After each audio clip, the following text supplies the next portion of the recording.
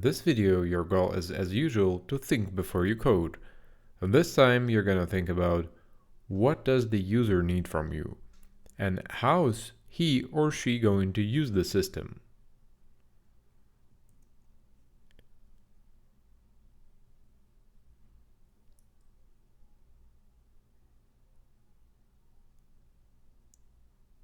Let's start to talk about what are software requirements.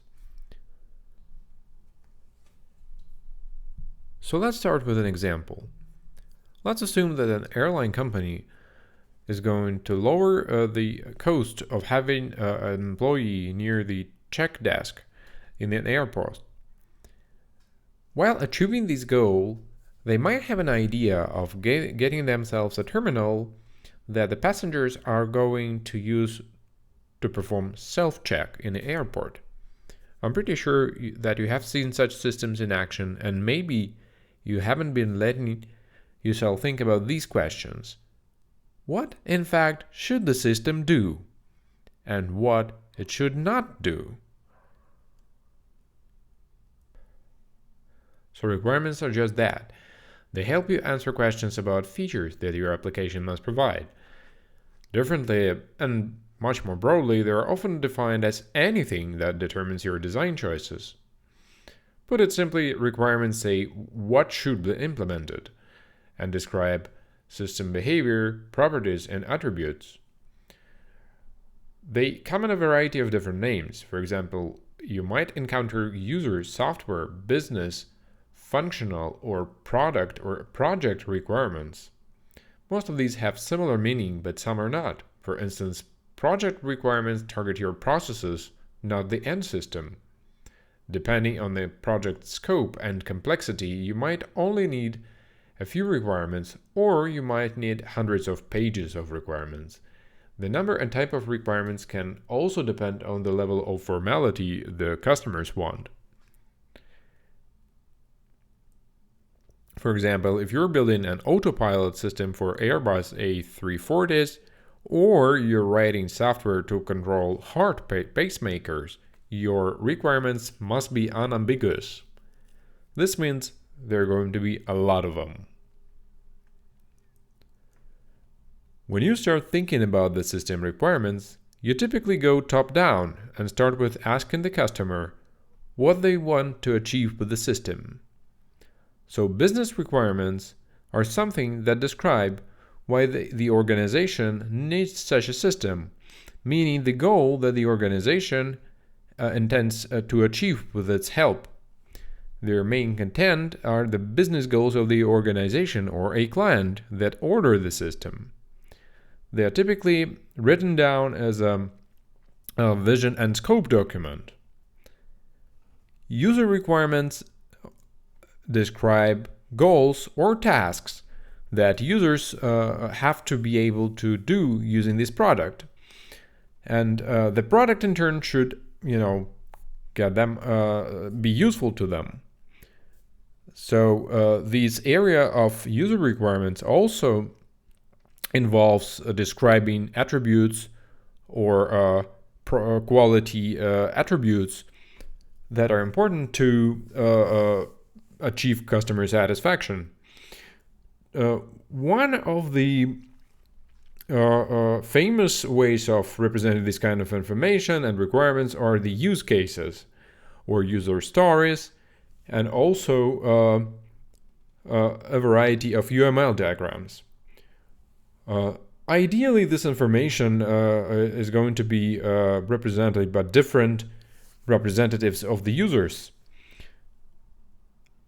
User requirements also describe what the user has to be able to do with the system. Functional requirements typically determine what has to be the product's behavior given the circumstances. They also determine what the developers must create for the users to be able to perform their tasks the user needs in the context of their business requirements. So this interrelation between the three levels of requirements is vital to the success of the project. Commonly, functional requirements are written down in the form of a traditional statements having the words shall or must, and the business analyst typically writes down functional requirements using a software requirement specification document.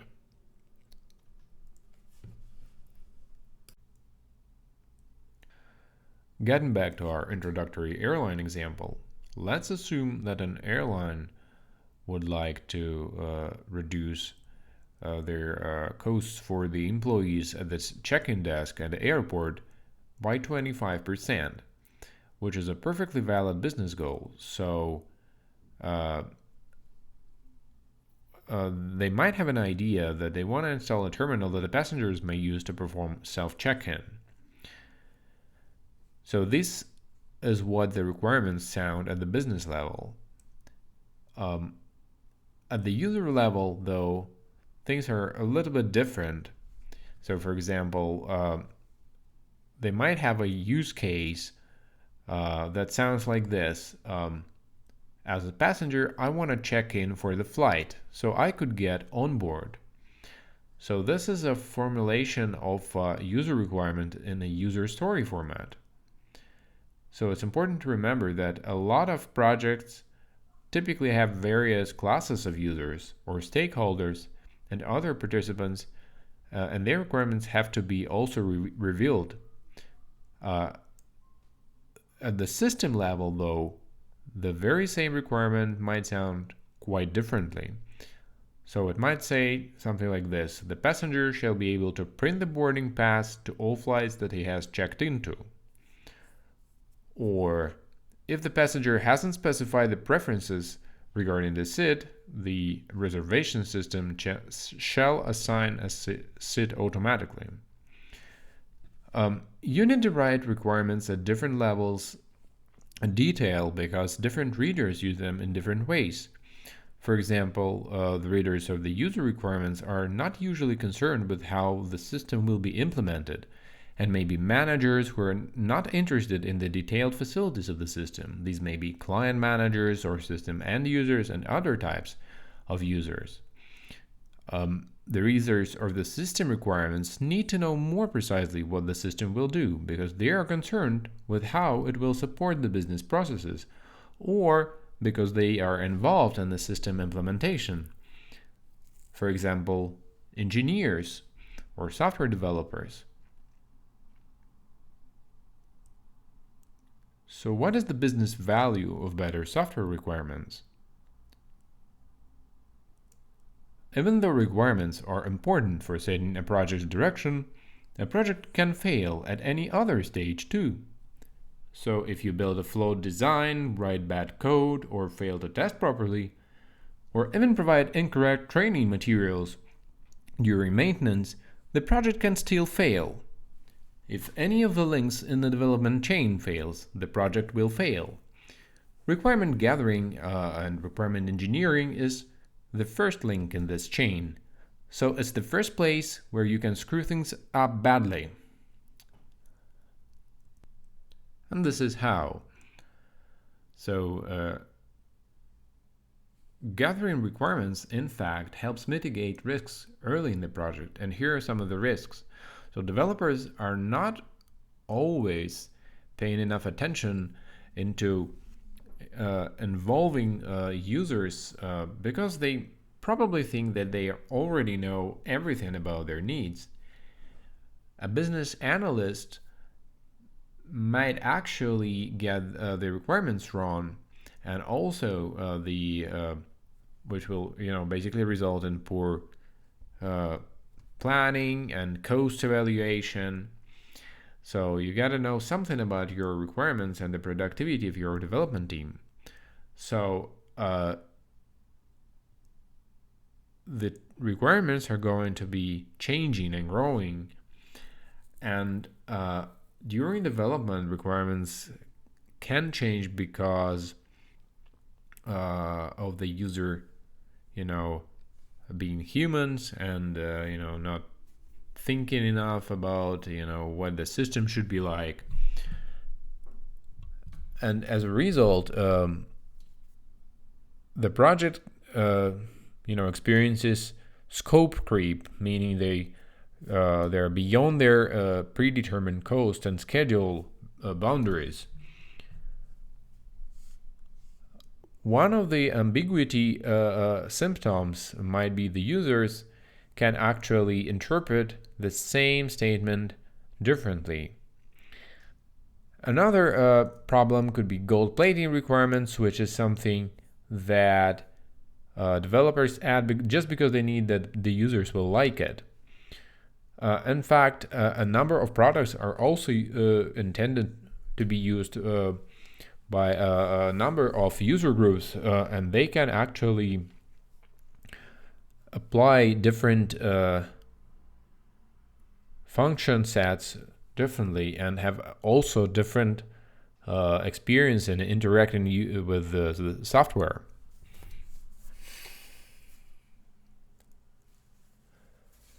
A lot of people mistakenly think that time that they spend to discuss requirements just basically delaying their release.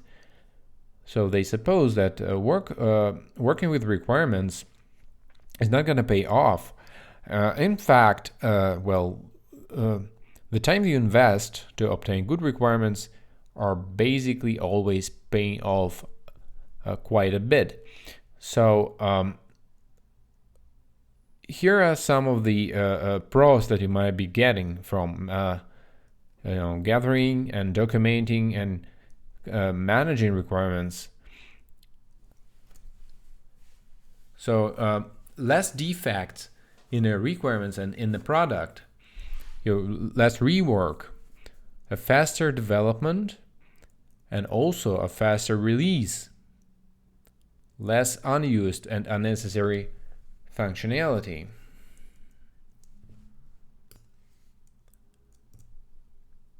Higher modifiability, less project scope creep, less misunderstanding, and more organized development, higher customer and user and also team satisfaction, and overall products that do what is expected of them.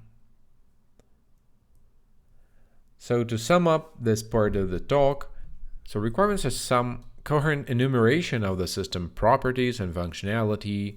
In fact, there exist a number of different levels of requirements, such as business, user, and system requirements. They're typically written down as a number of standardized requirement documentation, including vision and scope for business requirements, a user requirements doc that is in fact in a free form, and a software requirement specification for a user and system requirements.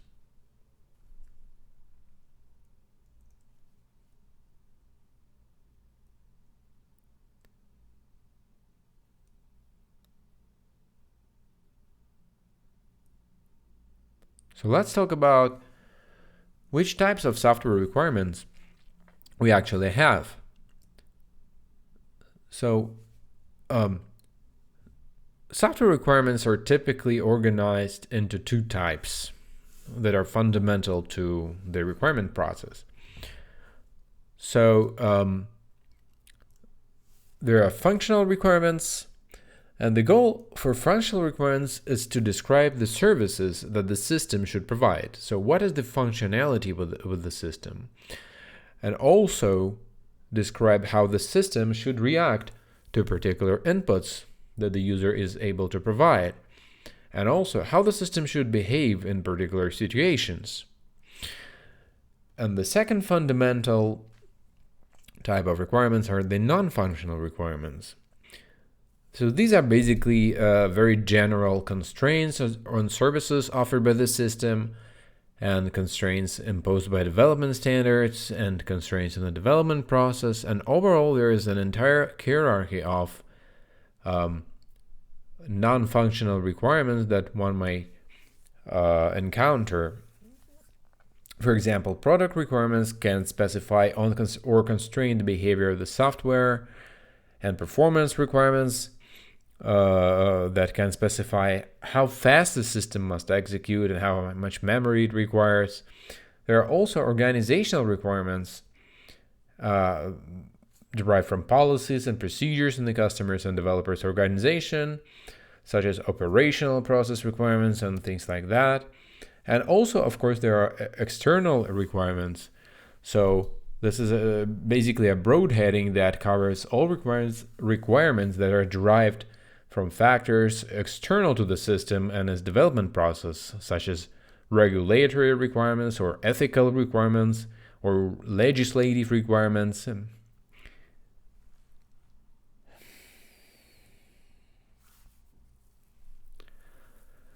So now you have the idea regarding which software requirements there might be, but what they should be actually to become usable. What are their desired qualities? So let us more or less systematically describe what are the qualities of good software requirements. So good requirements are clear, concise, and easy to understand. So this means they can't be pumped full of, management speak or florid prose or confusing jargon.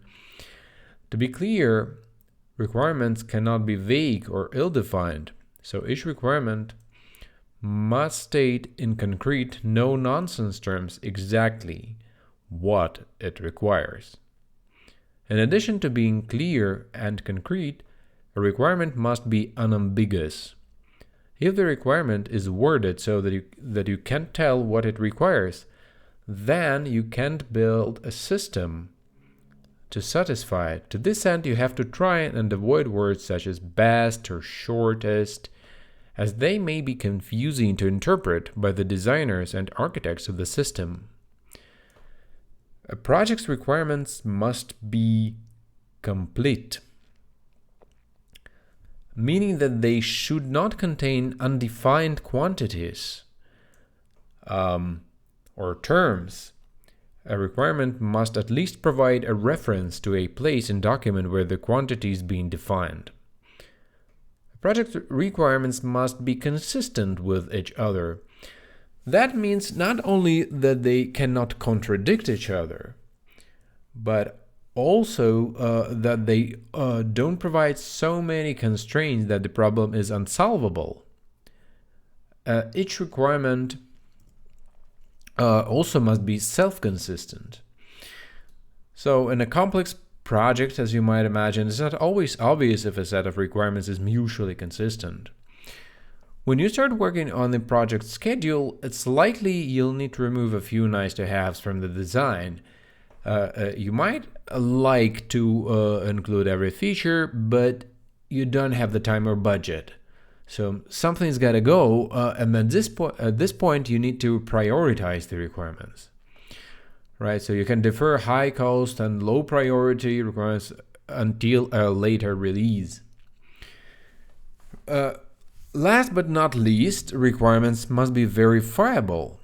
If you can't verify a requirement, how do you know whether you've met it? Being verifiable means the requirements must be limited and precisely defined. They can't be open-ended statements, such as process more work orders per hour. So a better requirement would say process at least 100 work orders per hour. So there are functional and non-functional requirements, and ideally all of the user and system requirements should be clear, unambiguous, complete, and consistent, prioritized, and verifiable.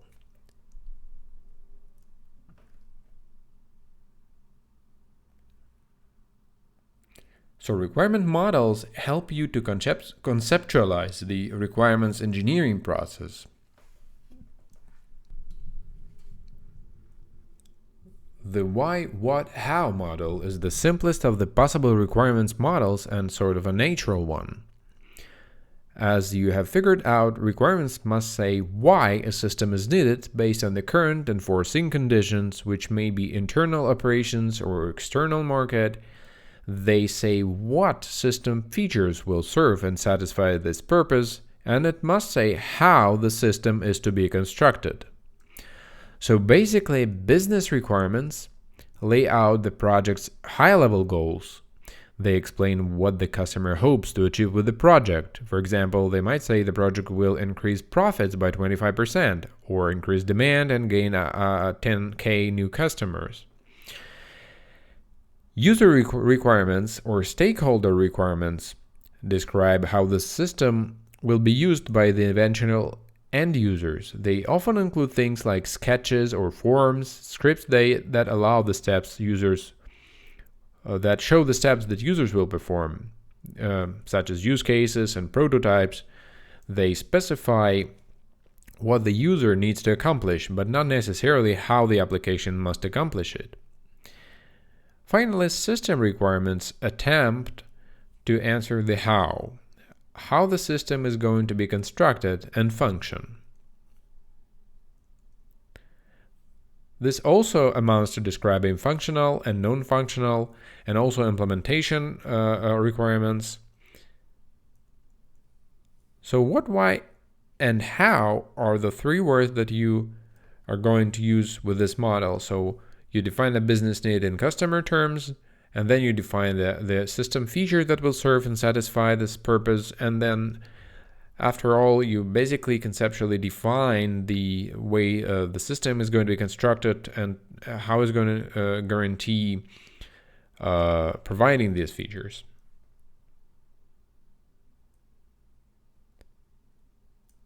One of the most usable models that helps conceptualize the requirements engineering process is the so-called WRSPM model, or it is also often called the reference model. It is a way of looking on the system in order to determine what the requirements might be. The reference model starts with concepts of the system being developed and the surrounding environment that the system must operate in. The overlap between the environment and the system is the interface. The model is based on 5 artifacts belonging either mostly to the system or mostly to the environment.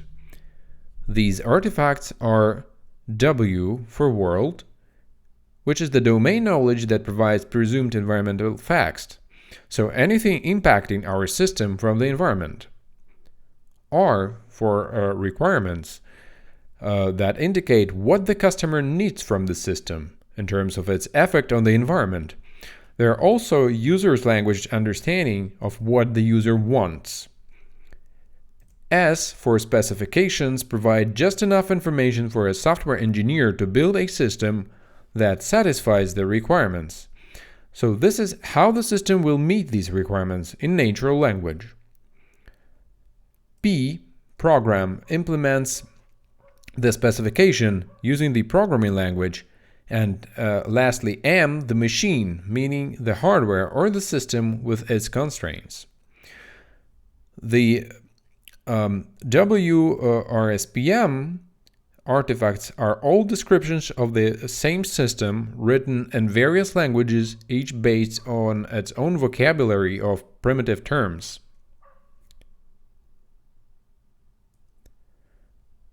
The model defines visibility relationships.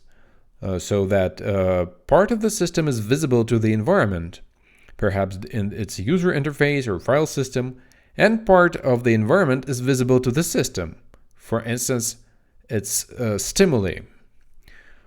We further see that certain entities, these may be states or events or data, belong either to the system or the environment and are controlled by them.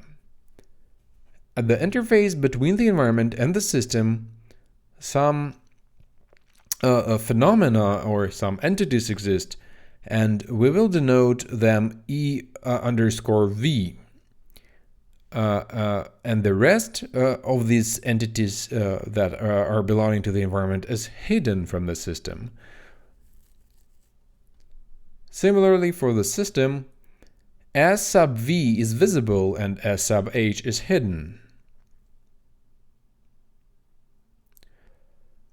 Let's describe a simple version of the patient monitoring system in these terms. The requirement R is a warning system that notifies a nurse if the patient's heartbeat stops. To do this, there is a programming platform, M, with a sensor to detect sound in the patient's chest, and an actuator that can be programmed, P, to sound a buzzer, based on data received from its sensor. There is also some knowledge of the world, W, which says that there is always a nurse close enough to the nurse's station to hear the buzzer, and that if the patient's heart has stopped, the sound from the patient's chest falls below a threshold for a certain time. The designated terminology falls into 4 groups: EH, the nurse, and the heartbeat of the patient. This is the part of the environment that is hidden from the system. E sub V, that are sounds from the patient's chest directly measured by the system's sensor. S sub V, which is the buzzer at the nurse's station. And S sub H, that is an internal representation of data from the sensor. The WRSPM model is a way of looking at the system in order to determine what the requirements might be. It helps to identify the difference between a requirement, the user domain information, and the specification. According to WRSPM, requirements must meet their specifications.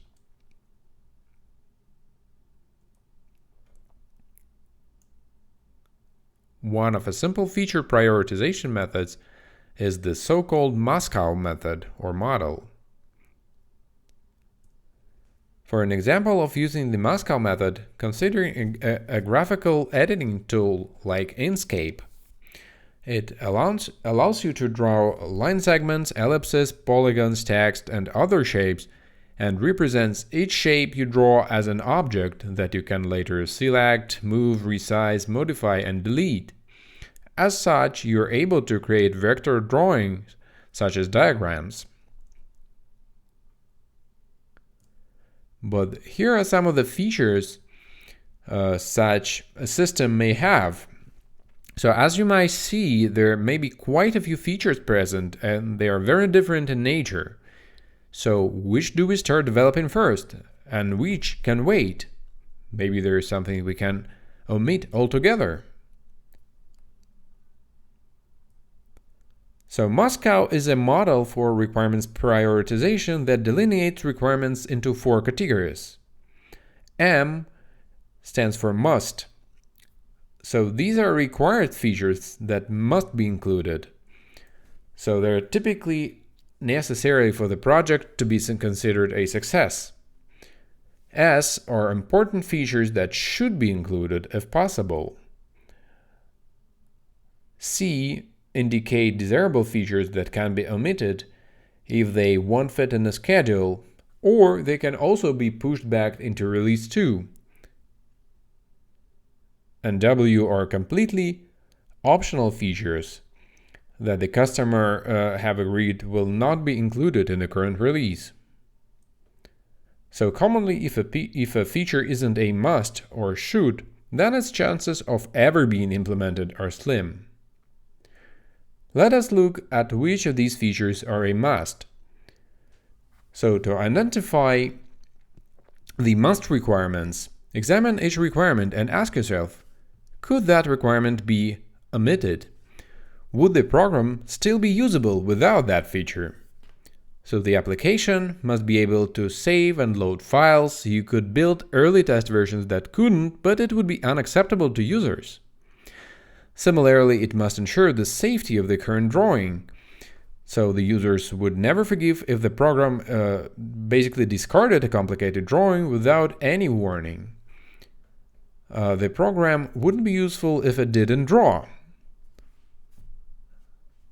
The program should probably allow the user to click objects to select them. Otherwise, the user may as well use MS Paint. Of course, there is little point in selecting an object if you can't do anything with it. So the program must let the user at least move and delete the selected objects.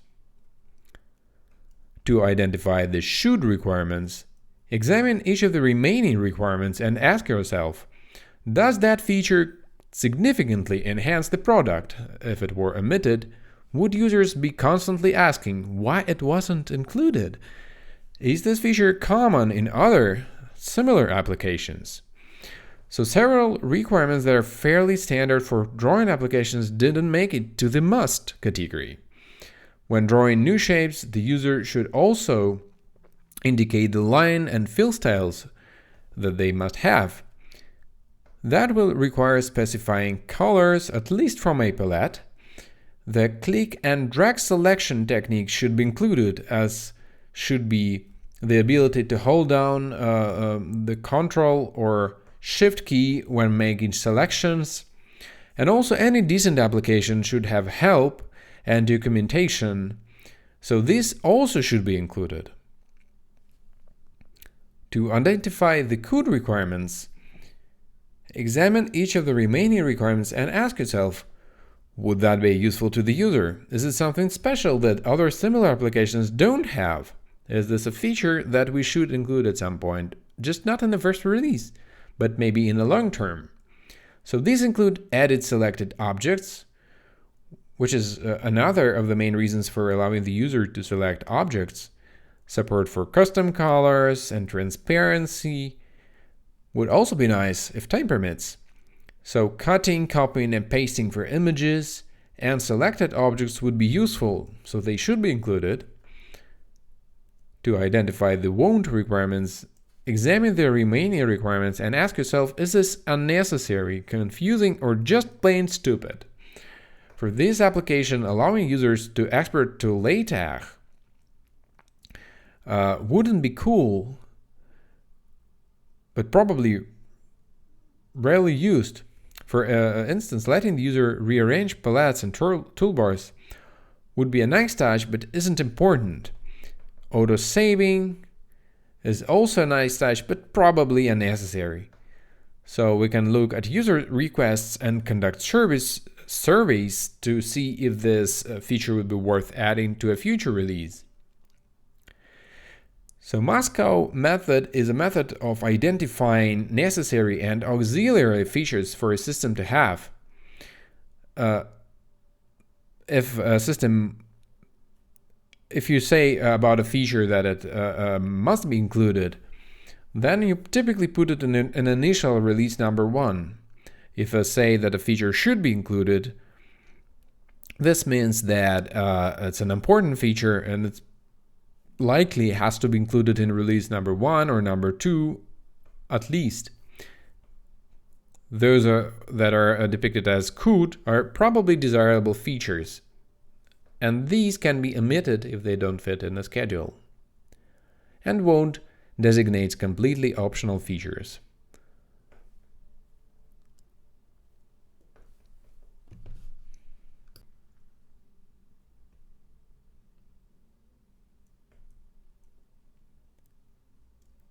Requirements engineering processes may include several high-level activities.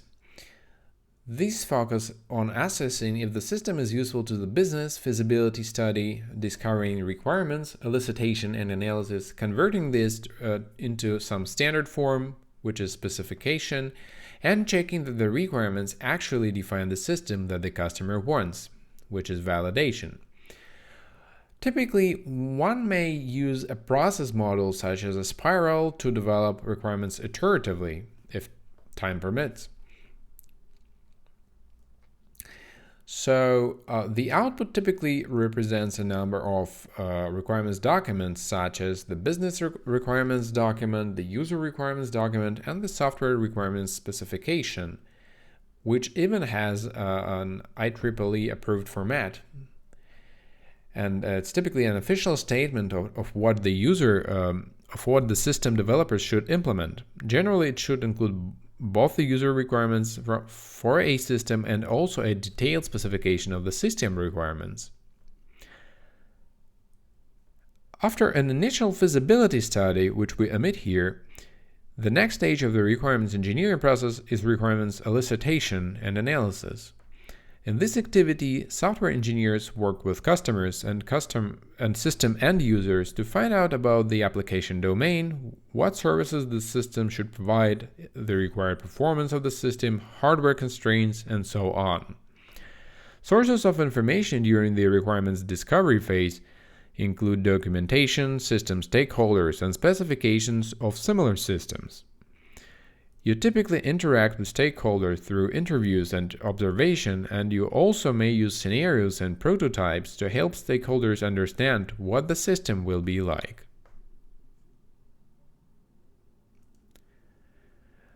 Requirements analysis includes things like requirements classification and organization, and this activity takes the unstructured collection of requirements, groups related requirements, and organizes them into coherent clusters.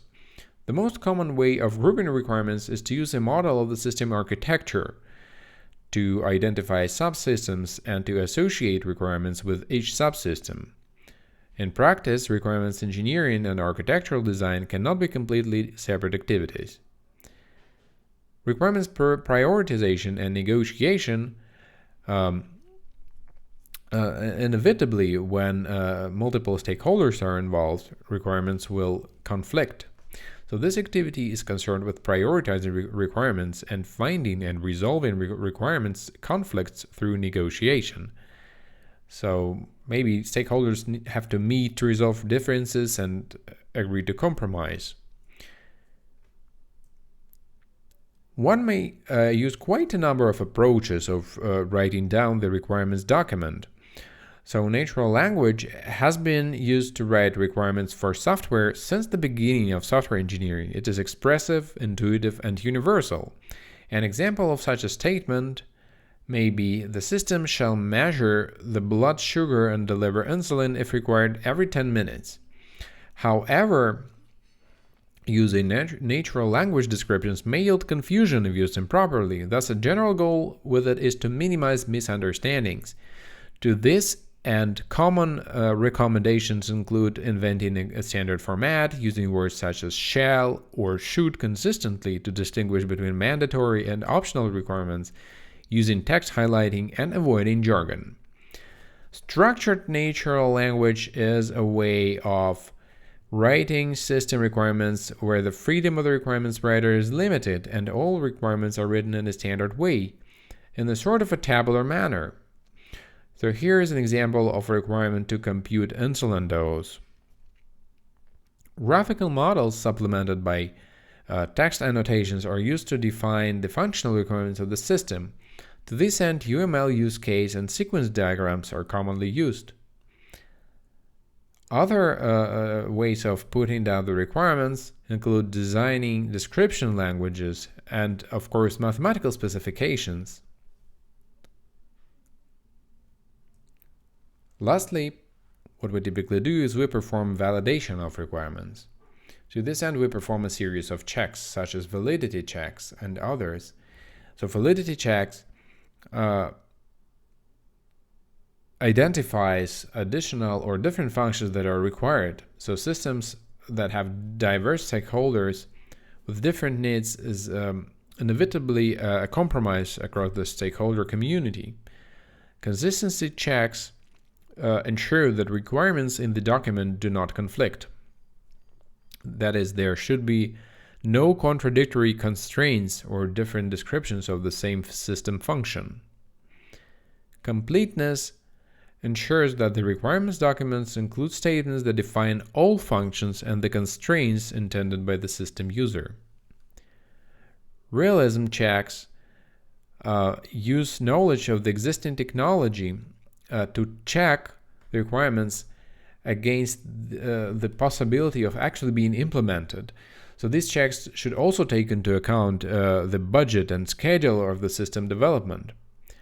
Verifiability to reduce the potential for dispute between customer and contractor, so system requirements should always be written so that they're verifiable. This means that you should be able to write a set of tests that can demonstrate that the delivered system meets each specified requirement. Some of the techniques that one may use to ensure all of these checks pass is requirements reviews, where requirements are analyzed systematically by a team of reviewers who check for errors and inconsistencies. Prototyping, which is an approach to validation, where an executable model of the system in question is demonstrated to end users and customers, and they can experiment with the model and see if it meets their real needs. And also test case generation, because requirements, they should be testable. And testing requirements as part of the validation process commonly reveals requirements problems.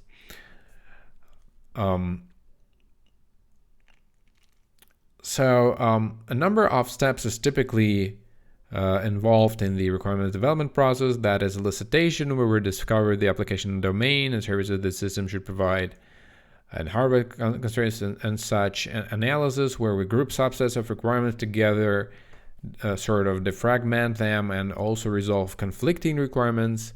Specification, where we actually write them down using some structured approaches and graphical approaches. And validation, where we check the requirements actually define the system that the customer really wants.